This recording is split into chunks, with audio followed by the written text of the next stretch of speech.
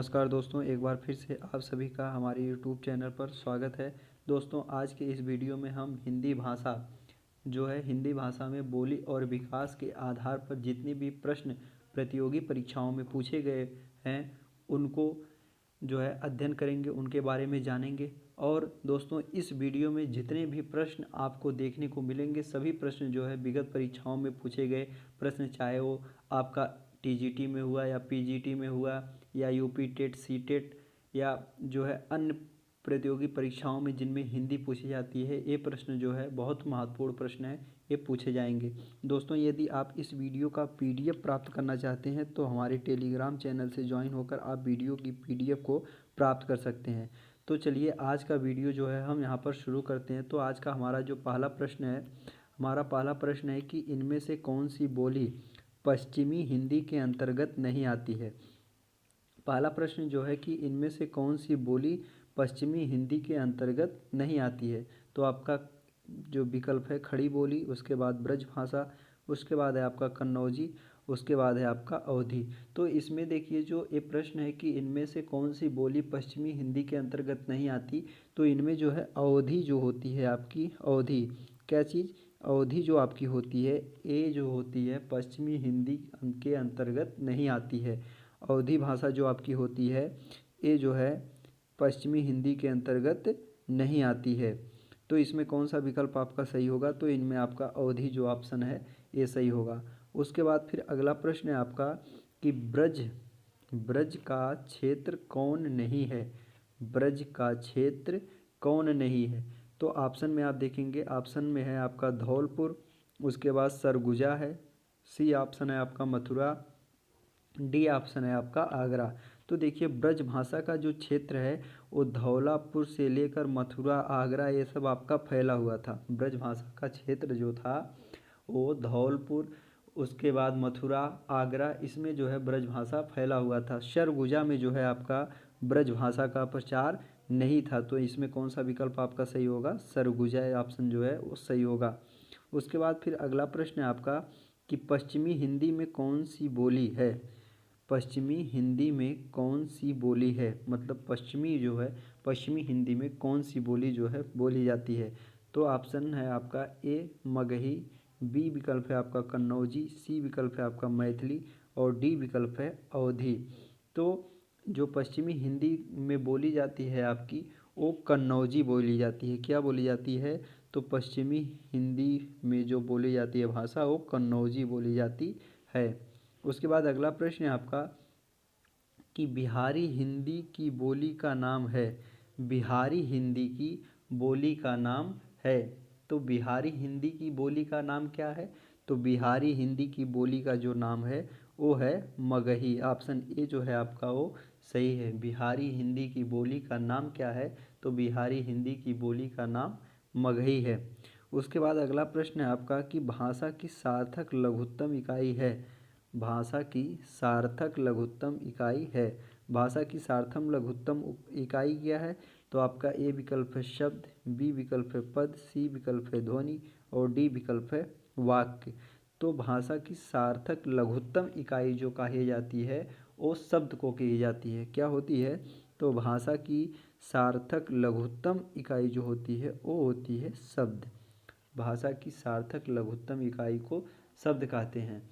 उसके बाद अगला प्रश्न है आपका कि आई शब्द जो आपका है, आई शब्द निम्नलिखित में से किस बोली का है।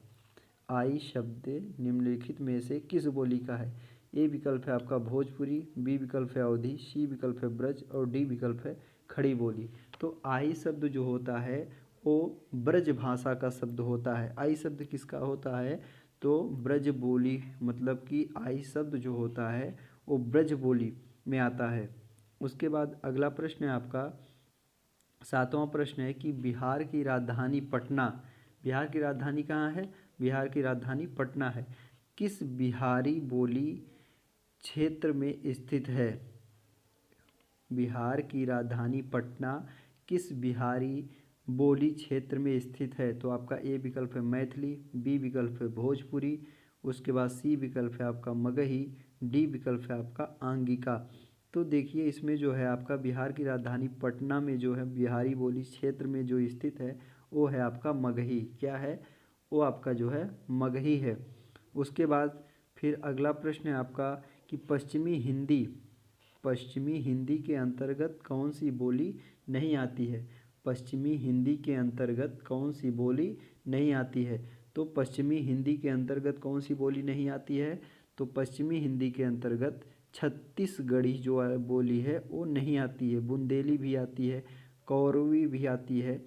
इनमें से कोई नहीं जो आपका ऑप्शन है वो गलत है, क्योंकि इसमें जो छत्तीसगढ़ी है ये पश्चिमी हिंदी के अंतर्गत बोली जो है नहीं आती है। जो छत्तीसगढ़ी है ये पश्चिमी हिंदी के अंतर्गत ये बोली नहीं आती है।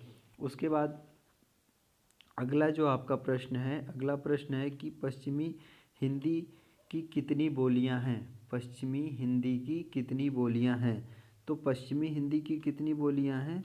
तो पश्चिमी हिंदी की 5 बोलियां हैं। पश्चिमी हिंदी में जो है कितनी बोलियां बोली जाती हैं? तो 5 बोलियां बोली जाती हैं। उसके बाद फिर अगला प्रश्न है आपका कि बनारसी किस उपबोली है? बनारसी जो है, बनारसी किसकी उपबोली है? तो बनारसी किसकी उपबोली है? तो बनारसी जो उपबोली है वो बघेली की जो उपबोली है वो है बनारसी। बनारसी किसकी उपबोली है? तो बनारसी जो है उपबोली है बघेली की। उसके बाद अगला प्रश्न है आपका कि सिंध भाषा का संबंध किससे है? सिंध भाषा का संबंध किससे है? तो सिंध भाषा का संबंध जो है वो किससे है? तो ब्राचांड जो यहाँ पर आप देख रहे हैं, तो सिंध भाषा का संबंध जो है वो ब्राचांड से है। उसके बाद अगला है आपका कि हिंदी किस परिवार की भाषा है? हिंदी किस परिवार की भाषा है? तो हिंदी किस परिवार की भाषा है? तो हिंदी जो भाषा है वो भारोपीय परिवार की जो है भाषा कही जाती है। हिंदी किस परिवार की भाषा है? तो हिंदी जो होती है वो आपका भारोपीय परिवार की भाषा है।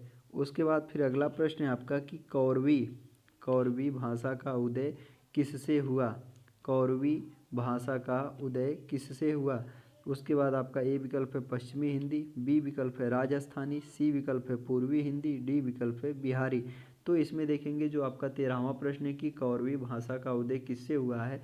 तो कौरवी भाषा का उदय जो हुआ है आपका वो पश्चिमी हिंदी से हुआ है। किससे हुआ है?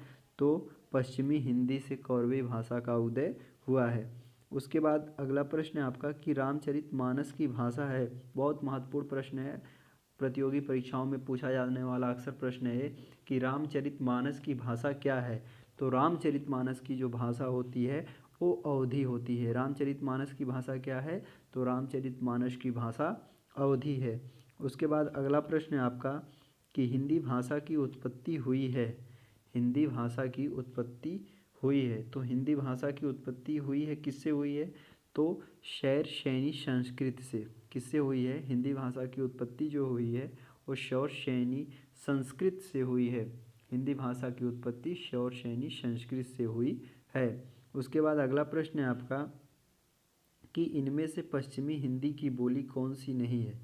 इनमें से पश्चिमी हिंदी की बोली कौन सी नहीं है? तो इनमें देखेंगे जो है इनमें से पश्चिमी हिंदी की बोली कौन सी नहीं है? तो आप इसमें जो आपका ये उत्तर होगा वो होगा बघेली। कौन सा होगा?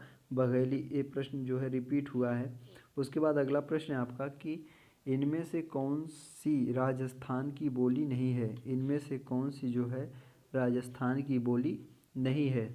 तो आप इसमें देखेंगे कि राजस्थान की बोली कौन सी नहीं है? तो बुंदेली जो है वो राजस्थान की बोली नहीं है। राजस्थान में मारवाड़ी बोली जाती है, मेवाती बोली जाती है, मालवी बोली जाती है, लेकिन बुंदेली जो है ये राजस्थान की बोली नहीं है। उसके बाद अगला प्रश्न है आपका कि किस सीमित क्षेत्र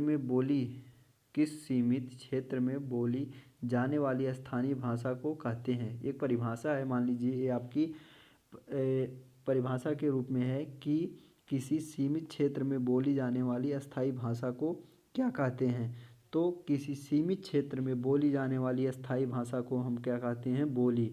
बोली की परिभाषा क्या हो गई?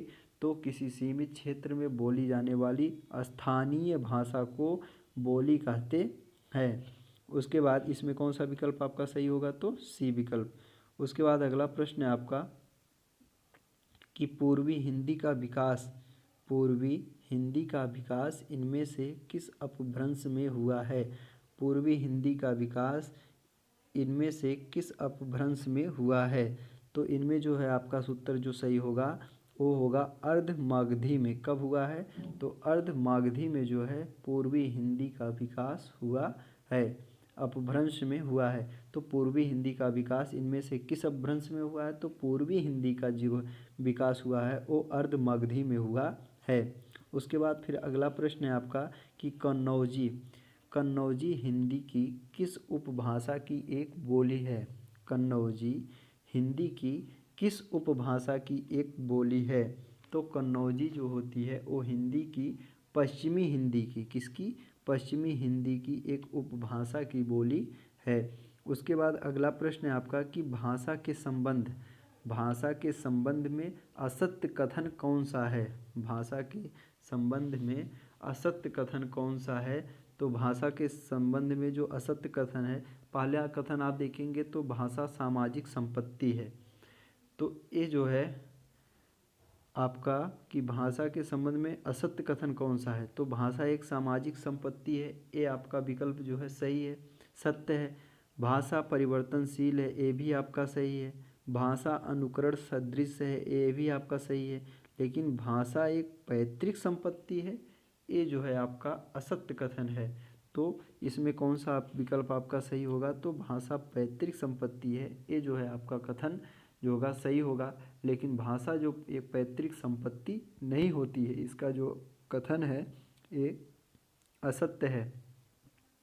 अगला प्रश्न है आपका कि पूर्वी हिंदी की बोली नहीं है। पूर्वी हिंदी की बोली नहीं है, इसमें क्या होगा, तो पूर्वी हिंदी की बोली नहीं है, कौन सी नहीं है, भोजपुरी जो होती है वो पूर्वी हिंदी की बोली नहीं है।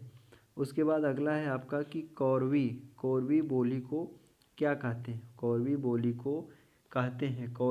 को क्या कहते हैं, तो कौरवी बोली को जो है वो खड़ी बोली कहते हैं। कौरवी बोली को खड़ी बोली कहा जाता है। 23वां का जो है आपका इसमें खड़ी बोली जो है वो आपका सही उत्तर है।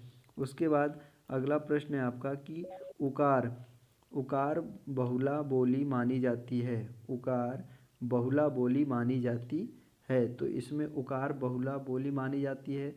आपका कथन है ए अवधी, बी भोजपुरी, सी बघेली, उसके बाद छत्तीसगढ़ी। तो उकार बहुला बोली मानी जाती है जो वो छत्तीसगढ़ी को मानी जाती है। किसको, छत्तीसगढ़ी। इसमें आपका जो डी विकल्प है वो आपका सही उत्तर है।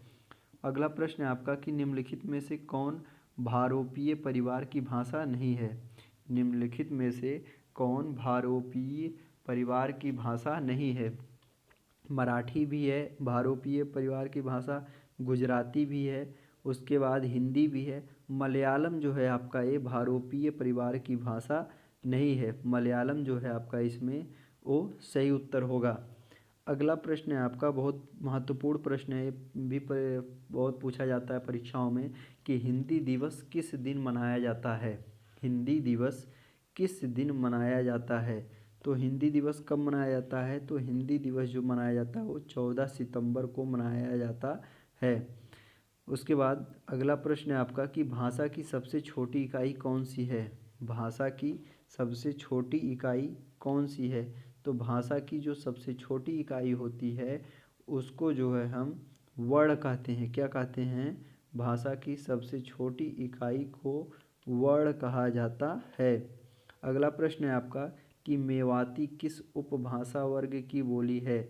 मेवाती किस उपभाषा की बोली है। तो मेवाती जो है वो राजस्थानी हिंदी है। क्या है, राजस्थानी हिंदी है। मेवाती किस उपभाषा की बोली है, तो मेवाती जो है वो राजस्थानी हिंदी है।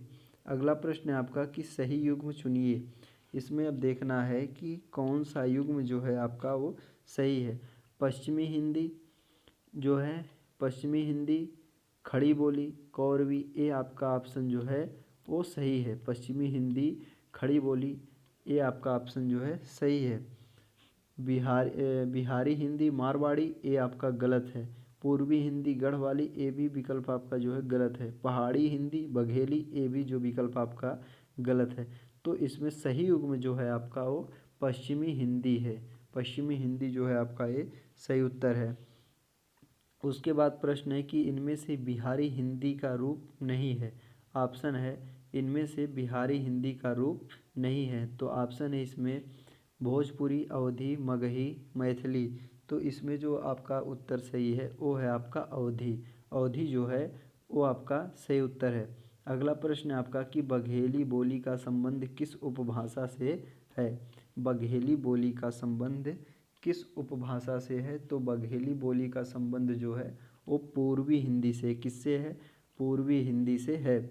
उसके बाद अगला प्रश्न है कि अंगिका किस राज्य की बोली है।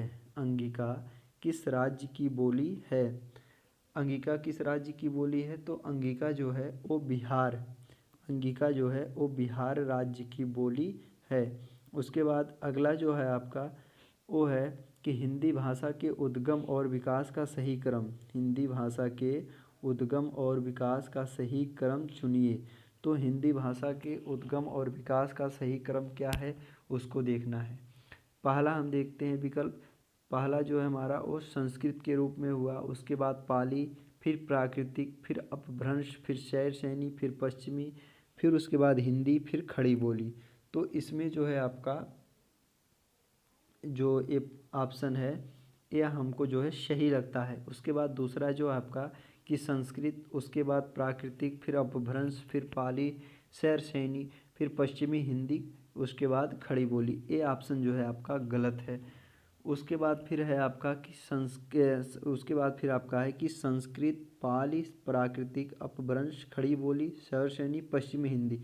ये देखिए खड़ी बोली जो है इस ऑप्शन में ला दिया है, तो ये भी जो है आपका गलत ऑप्शन है। उसके बाद फिर यहाँ पर है आपका कि पाली, पाली, प्राकृतिक, अपभ्रंश, संस्कृत, शैर सैनी, पश्चिमी हिंदी को पहले ला दिया है। तो यहाँ पर जो आपका सही उत्तर है वो आपका है ए विकल्प। ए विकल्प का क्रम जो है वो सही है। पहला संस्कृत, उसके बाद पाली, फिर प्राकृतिक, फिर अपभ्रंश, उसके बाद शैर सैनी, फिर पश्चिमी हिंदी, उसके बाद जो है खड़ी बोली। तो ये विकल्प इसमें जो है आपका वो सही उत्तर है। अगला प्रश्न है आपका कि अवधी किस उपभाषा वर्ग की बोली है। अवधी किस उपभाषा वर्ग की बोली है। तो अवधी किस उपवर्ग भाषा की बोली है, तो अवधी जो है आपका वो पूर्वी हिंदी। अवधी किस उपवर्ग की बोली है, तो अवधी जो है वो आपका पूर्वी हिंदी भाषा की, अवधी जो है वो पूर्वी हिंदी उपभाषा वर्ग की बोली है। उसके बाद फिर अगला प्रश्न है आपका और हिंदी भाषा के विकास का सही अनुक्रम कौन सा है। हिंदी भाषा के विकास का सही अनुक्रम कौन सा है, तो इसमें देखेंगे आप ऑप्शन में आपका पहला है पाली, प्राकृतिक, अपभ्रंश, उसके बाद हिंदी।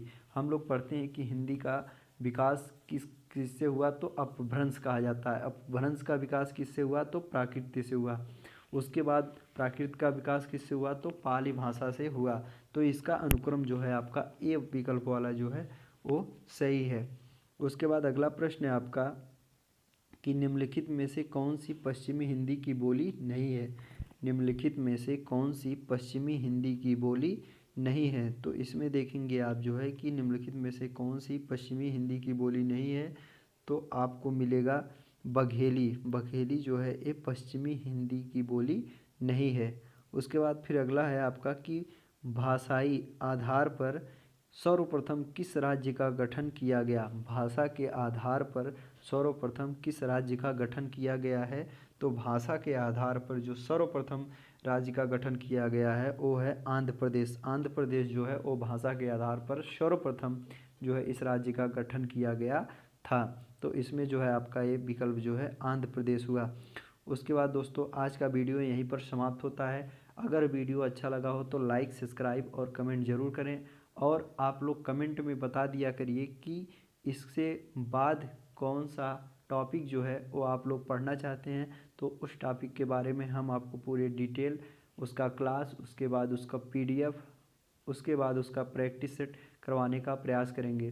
तो आज के लिए बस इतना ही, मिलते हैं अगले वीडियो में। धन्यवाद।